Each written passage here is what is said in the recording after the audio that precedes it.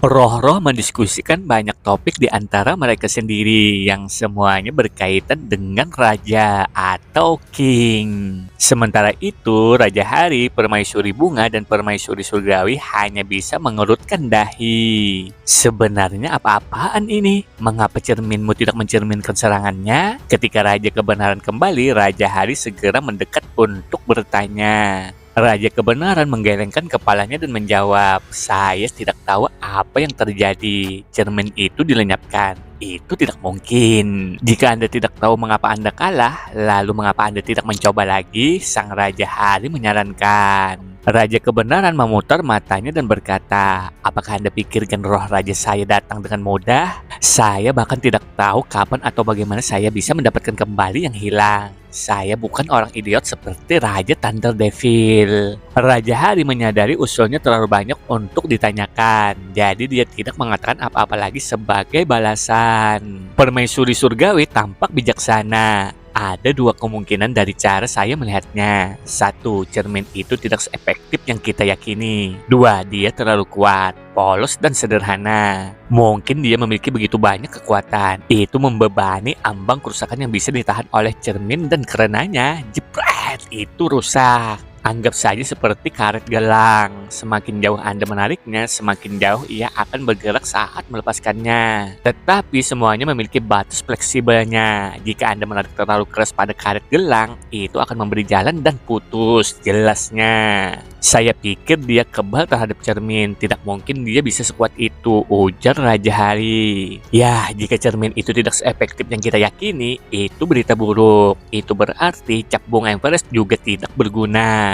Akan lebih sulit baginya untuk mengalahkannya," ungkap Permaisuri Surgawi. Ketika Permaisuri Bunga mendengar apa yang dikatakannya, dia menimpali dengan mengatakan, "Cap bunga saya berbeda dari cermin. Jika dia bisa melewati cermin, baiklah, tapi tidak mungkin dia bisa menang atas cap bunga saya. Tetap saja jika Anda memilih untuk menantangnya, Anda harus berhati-hati. Sulit untuk mendapatkan kembali gen roh. Dengan kecepatan dan kekuatan Anda, saya tidak percaya Anda akan dapat memukulnya," ungkap Permaisuri Surgawi. "Saya punya ide." Permaisuri Bunga terbang kembali ke pulau sendiri dan melaju ke depan, pergi untuk mengunjungi Hansen. Permaisuri Bunga sekarang di hadapan Hansen dan dengan cara genit berkata, "King, kamu berperang melawan Raja Kebenaran secara tidak adil. Kamu mengambil keuntungan dari diizinkannya menyerang terlebih dahulu. Jika kita bertarung, apakah kamu keberatan jika aku menyerang lebih dulu?"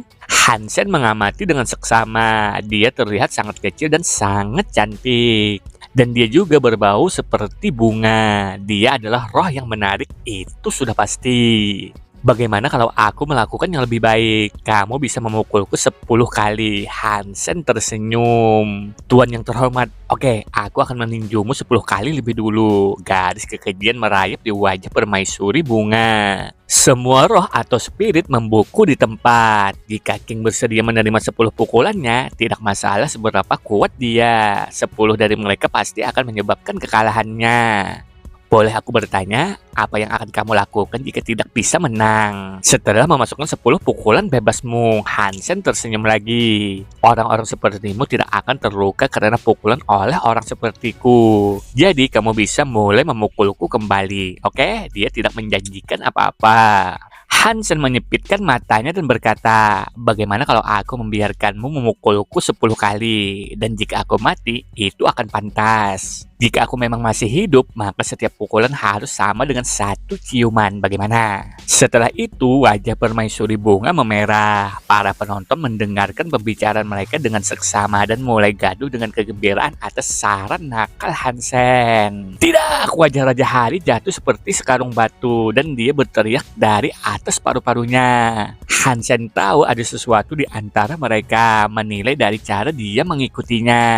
Hansen tidak genit dengannya. Faktanya dia sama sekali tidak tertarik padanya. Yang paling ingin ia lakukan adalah memprovokasi sang Raja Hari untuk melawannya karena mencium gadis yang paling dia incar. Selain itu, jika dia mengambil peringkat Permaisuri Bunga, maka dia akan lebih tinggi dari The King of Day. Itu berarti dia tidak bisa menantangnya. Permaisuri bunga menggerogoti bibirnya, berhasil menenangkan diri setelah jeda. Lalu dia berkata, "Kamu adalah roh raja, bukankah memalukan bagimu untuk menyarankan sesuatu seperti itu?" Semua orang menyukai wanita cantik, raja tidak terkecuali. Dan aku ingin kamu tahu, dengan metrik atau ciuman ini untuk satu pukulan, aku bersedia menerima 100 pukulan. Tentu saja jika kamu tidak setuju dengan ini, maka aku akan mengizinkanmu pukulan sopan gratis, ungkap Hansen dengan mengejek. Mata Flower Empress atau permaisuri bunga cerah dan tidak tersentak. "Benarkah aku bisa memukulmu 100 kali lebih dulu? Ada banyak hal, tetapi aku bukan pembohong. Jika kamu memang setuju dengan ini, maka ya, aku akan membiarkanmu memukulku 100 kali." Hansen menatap Raja Hari yang ada di dekatnya. Dia berkeringat deras dalam keinginan kuat untuk tetap setuju dengan hal ini. Permaisuri bunga berkata, "Oke, dan jika aku mengalahkanmu dalam 100 pukulan gratisku, maka kamu kalah. Cukup adil. Oke, ayolah." Hansen lalu mengirimkannya undangan duel untuk menantangnya. Semua orang terkejut mendengar Hansen membiarkannya memukulnya 100 kali. Mereka berdua elit roh raja, sehingga mereka merasa sulit untuk membayangkan raja tetap tegak setelah menerima 100 pukulan. The King of Day atau Raja Hari khawatir tentang Hansen mengambil keuntungan dari permaisuri bunga. Tetapi sekarang setelah raja memintanya untuk memukulnya 100 kali pertama, dia bahkan tidak yakin harus berpikir apa.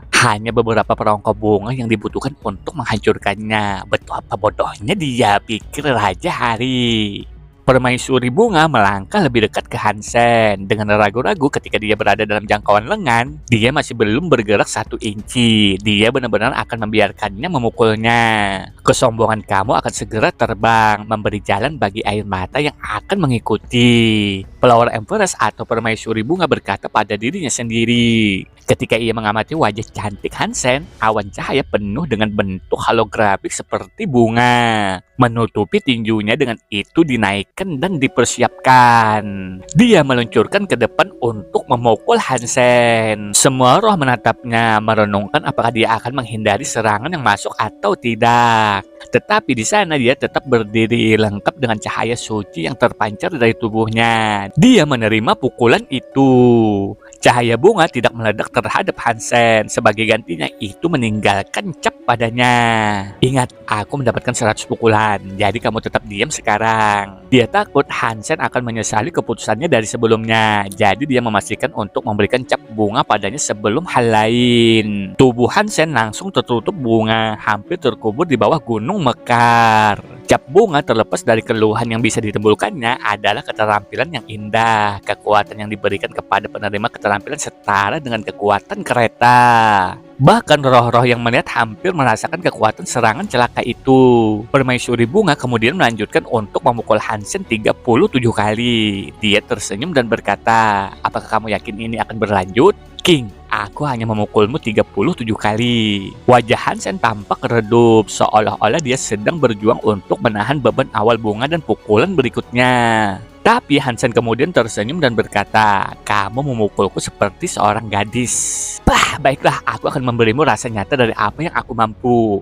Kita akan melihat berapa lama lagi kamu bisa tetap sombong." Permaisuri bunga bisa melihat kelelahan meluas ke wajah Hansen. Jadi dia lebih dari senang untuk menerapkan lebih banyak hit. Karena lebih banyak hit dilemparkan, lebih banyak bunga yang menempel padanya. Kehadirannya di sana sedikit lebih dari bukit bunga, dan dia praktis tersembunyi dari pandangan. Roh-roh melihat Hansen ditutupi oleh bunga-bunga yang gemeteran, percaya bahwa dia tidak akan tetap berdiri lebih lama. Sebentar lagi dia akan pingsan dan dia dikalahkan. Sang raja luar biasa, bukan? Masih cukup luar biasa, dia telah berhasil menanggung begitu banyak perangkap bunga tanpa jatuh. Saya takut kesombongan dan kesediaannya untuk menerima 100 pukulan seperti itu akan menjadi kejatuhannya. Saya benar-benar tidak yakin berapa lama lagi dia bisa melanjutkan, kata seorang roh. Orang yang memahami kekuatan cap bunga.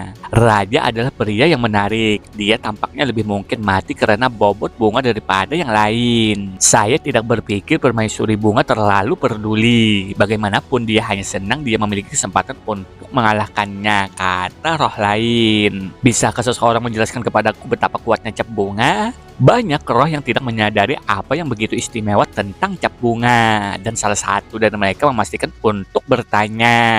Seorang roh menjelaskan, kamu tidak tahu tentang cap bunga. Untuk membunuh Flaming Emperor, dia hanya perlu menggunakan 10 perangko bunga. Itulah yang membawanya ke peringkat keempat. Saya pikir semua orang tahu ini. Tetapi tidak dapat membantu jika beberapa orang memilih untuk hidup di bawah batu. Ngomong-ngomong, Flaming Emperor tidak bisa membantu tetapi memuji dia. Setelah kekalahannya, itu semua benar-benar tontonan, dan itu sebabnya dia menjadi begitu terkenal. Dia memujinya. Ceritakan dengan cepat. Roh itu bertanya. 1 bunga 1 gunung, 1 cap 10 tahun. Itu berarti 10 bunga sama dengan berat 10 gunung. Dan menghancurkan 1 cap akan memakan waktu 10 tahun. Roh itu menjelaskan. Itu berlebihan. Tentunya dia hanya membuka kuncingen pertamanya. Jadi bagaimana dia bisa sekuat itu? Roh-roh yang tidak tahu tentang ini sebelumnya berjuang untuk mempercayai keaslian kisah itu. Tubuh Hansen sekarang bergetar gila ketika Permaisuri Bunga memperhatikan fakta bahwa dia siap untuk menyerah karena beban. Sebentar lagi dia dengan cepat menyerangnya lagi. Dengan setiap pukulan yang dia sampaikan, dia tampak berada dalam kondisi yang lebih buruk. Namun anehnya tidak ada yang dia lakukan akan membuatnya jatuh. Dia hanya tetap di tempatnya, gemetar semakin banyak. Hanya 1 pukulan yang dibutuhkan, 1 pukulan lagi dan dia akan jatuh. Permaisuri Bunga hanya memiliki 1 hal dalam pikiran, dan itu menjatuhkan sang raja. Dia belum melacak berapa kali dia menyerang. Dia percaya dia tidak perlu menghitung berapa kali dia menyerang karena akan cepat berakhir. Tapi ini segera terbukti tidak benar karena Hansen menolak untuk tunduk dan jatuh. Setiap kali dia menyerang, semua roh mengira dia berada di tebing terjatuh. Dan semua yang dibutuhkan Hansen adalah 1 dorongan lagi. Tapi tidak ada yang terjadi dan tubuh raja hanya menggigil. Berarti Hansen tiba-tiba menangkap lengan Permaisuri Bunga. Kamu sudah kehabisan pukulan gratis. Kamu telah memberikan ke-100-mu, ujar Hansen. Aku kehabisan. Permaisuri Bunga tersentak dan pikirannya cepat terpacu untuk mengingat dan menghitung berapa banyak pukulan yang telah dia lemparkan. Dia tidak bercanda. Cap bunganya belum bisa jatuhkan Hansen dan tidak bisa dipercaya. Meskipun dia hanya membuka kuncingen pertamanya, kekuatan cap bunganya bisa dibandingkan dengan bukit kecil. Seberapa kuat raja bisa untuk menahan begitu banyak dari mereka? Tapi Permaisuri Bunga bukannya wajahnya yang berubah menjadi cemooh, hanya tersenyum dan berkata, "Oke, aku sudah memberimu 100 pukulan. Datang dan tunjukkan padaku apa yang kamu punya."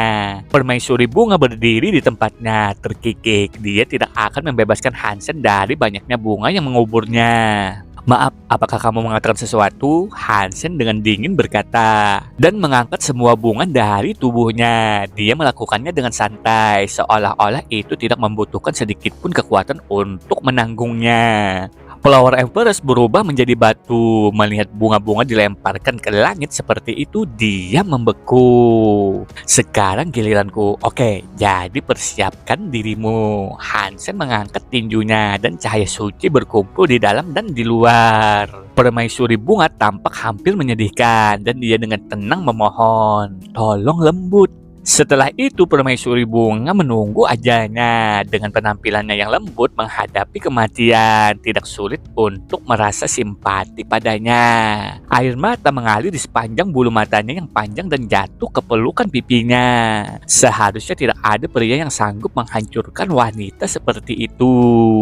Bang! Hansen meninju dia tanpa penyesalan karena darah dan bunga meledak di udara seperti kembang api. Kelopak merah muda turun untuk memasuki tubuh Hansen. Kingwood Ken bertambah 1, peringkat keempat dicapai.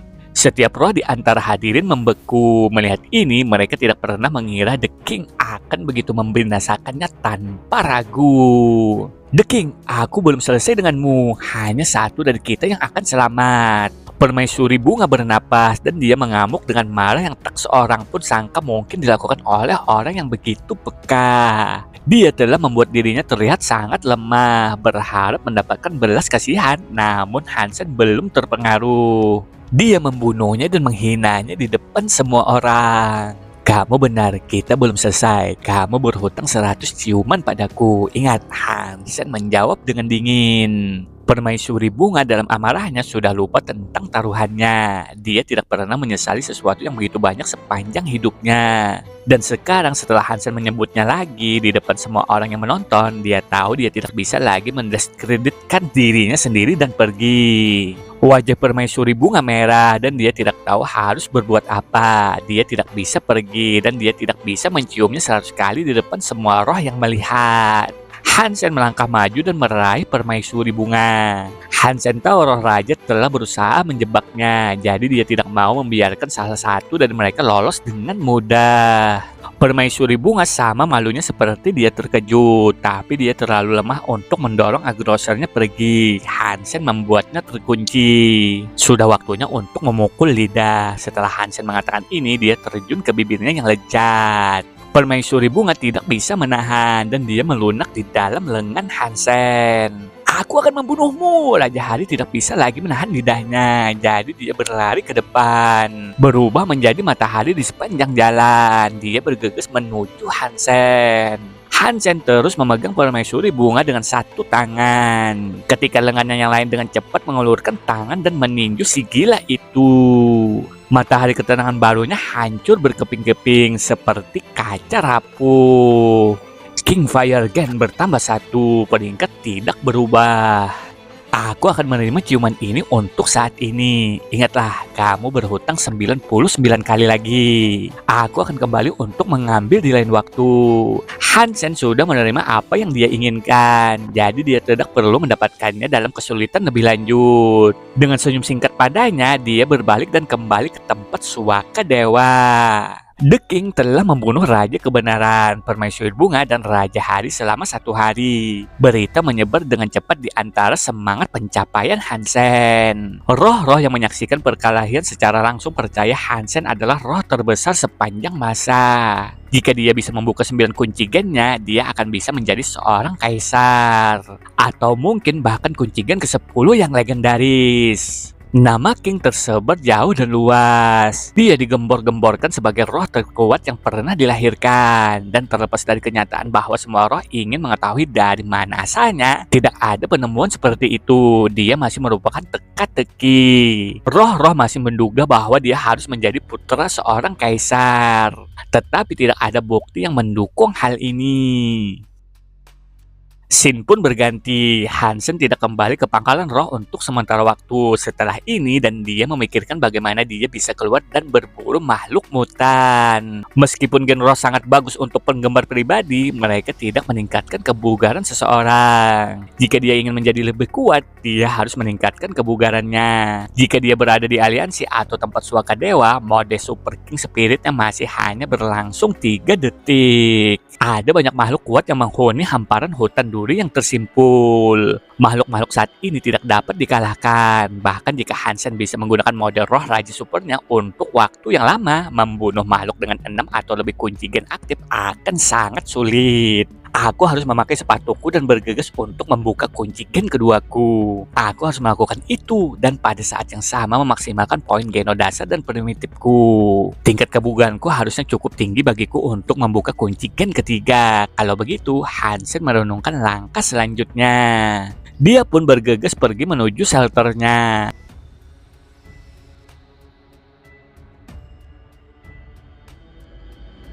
Nah, sesampainya di sana, dia mengeluarkan banyak kepiting yang telah dia buru di perjalanan. Dan dia memikirkan sesuatu. Saat Sen tenggelam dalam pikirannya, sebuah pisau yang menyala tiba-tiba muncul dan meledak di dekatnya. Boom! Bagaimana itu? Apakah Hipergeno S kelasku keren atau sangat keren? Coming tersenyum puas ketika api melayang di atas telapak tangannya. Itu tidak buruk, Hansen mengangguk. Unsur apa Hipergeno senimu? Bisakah kamu menunjukkan kepadaku? Coming bertanya pada Hansen dengan sopan. Hipergenoku tidak memiliki elemen spesifik yang terkait pada mereka. Aku bisa melakukan apapun yang aku inginkan, jawab Hansen. Benarkah? Coming tidak percaya itu. Coming memutar matanya dan berkata, lalu tunjukkan padaku bagaimana kamu bisa melemparkan Flaming Blade. Oh itu mudah, beri aku detail tentang bagaimana mempelajarinya. Hansen tersenyum. Cuming menjelaskan kepada Hansen bagaimana dia bisa belajar Flaming Blade, tetapi dia langsung berujar, tidak ada gunanya untuk memberitahumu, aku tidak punya lagi solusi Geno. Dia pun akhirnya memberikan buku panduannya ke Hansen. Hansen pun melihat buku panduannya dan mengikuti instruksi yang diberikan padanya. Dan dia merasakan api menyala di tangannya.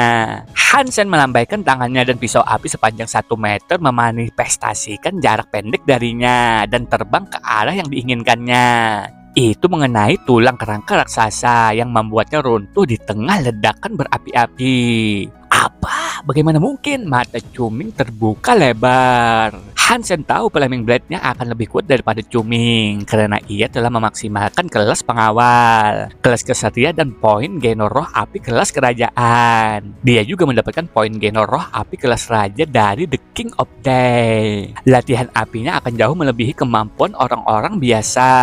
Gen roh memungkinkan bakat baru. Semakin banyak gen roh yang dapat diperoleh seseorang, semakin banyak seni genre yang bisa mereka pelajari. Ini sangat efektif dengan hipergeno berbasis elemen. Jika kamu memiliki banyak gen roh, kamu bahkan tidak perlu solusi geno untuk mengadopsinya. Manusia telah mengetahui hal ini sejak lama, tetapi kebanyakan orang harus bekerja dalam memperkerjakan roh untuk mendapatkan jumlah yang sangat sedikit dari mereka. Mereka tidak setengah mudah didapat seperti mereka untuk Hansen. Tapi Hansen tidak berharap Flaming Blade-nya menjadi lebih kuat dari Cuming. Jika Flaming Blade Hansen seperti parang, maka Cuming adalah sendok plastik. Mereka berdua membuka kunci gen pertama mereka dan seluruh fokus Cuming adalah pada elemen api tunggal. Namun jurang kekuasaan di antara mereka jauh lebih besar daripada yang diharapkan oleh Hansen. Anugerah poin geno penghasil roh lebih besar dari yang dia kira. Apakah kamu fokus pada elemen api? Atau apakah kamu diam-diam belajar cara menggunakan Flaming Blade sebelumnya? Atau mungkin saja kamu sudah membuka kunci gen keduamu tanpa memberitahu kami? Cuming bertanya, berjuang untuk membungkus pikirannya tentang bagaimana Hansen bisa saja baru saja belajar Flaming Blade dan menjadi tangkas dengan keterampilan itu. Hansen mengangkat bahu dan berkata, ya, haha, aku tahu itu. Jadi kamu sudah berhasil membuka kunci gen kedua? Sepertinya aku jatuh di belakang sini. Hehehe, aku harus mencoba dan menjaga dan membuka kunci gen keduaku juga. Cuming menghela napas. Dia awalnya cukup kecewa melihat betapa kuatnya Hansen dengan Flaming Blade. Tetapi setelah mendengar ini, dia lebih bahagia. Hansen sebenarnya tidak membuka kunci gen keduanya, tetapi seluruh kejadian ini mengingatkannya bahwa elemen terkuatnya adalah Guntur. Selain dari poin Geno Raja dan Raja Roh, dia juga mengalahkan Raja Guntur. Selanjutnya ia berhasil mendapatkan 3 poin Raja Roh Geno untuk itu. Karena itu bakat petirnya cukup spektakuler. Jika dia mempraktikkan petir yang melampaui Hyper Geno, itu sangat kuat. Sonic Thunder Punch hanyalah sebuah seni Geno Hyper yang berevolusi. Itu salah satu yang menggunakan kekuatan Sonic juga. Sial baginya, elemen Sonic jarang. Dan dia bahkan tidak bisa memaksimalkan kelas pengawal untuk poin Genik Sonic. Ketika membuka kunci gen keduaku, aku akan belajar keterampilan Guntur baru, pikir Hansen pada dirinya sendiri.